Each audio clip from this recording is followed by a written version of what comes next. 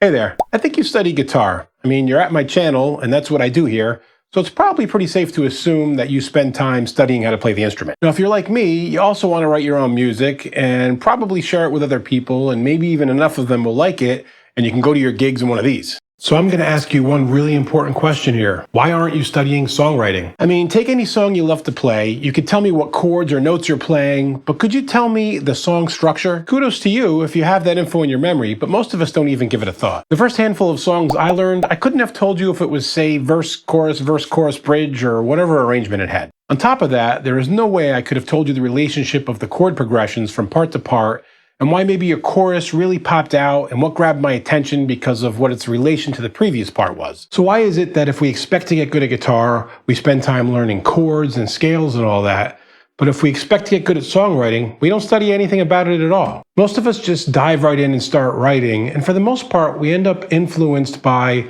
the bands and the songs that we love, and we kind of follow along with their formula without even realizing that we're doing it. I mean, it makes sense, right? The stuff you like to listen to is going to be how you hear music, and so you write your own with an unconscious template going on. But what if you did it consciously instead? Now you have the ability to be really original, or even don't be, but realize what influence you are using as a guide instead of thinking it's something you magically made up.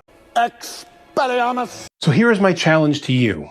1, take one of your favorite songs and chart out the arrangement. Figure out what order the parts are in and write them down, verse, chorus, etc., as I was saying before. 2, figure out the basic chord progression for each part. Even if it's a riff and not chords, just figure out what chords that riff would fit over and write that down next. When you do this, also note if it's a riff part, a quiet part, a loud part, etc. And now finally, 3, analyze the relationship of the parts. Like if the song has an intro based around an E minor progression and stays in E for the verse, then maybe goes off to a C chord to start the pre-chorus, but then returns to E for the chorus, you have what I call the return home chorus arrangement. Whatever it ends up being, as you start to do this for several songs you love, you're going to find patterns that work and create emotional hooks for your individual taste. You might like choruses that start a fifth higher than the part before. You might like choruses that always get quiet before bursting into the chorus.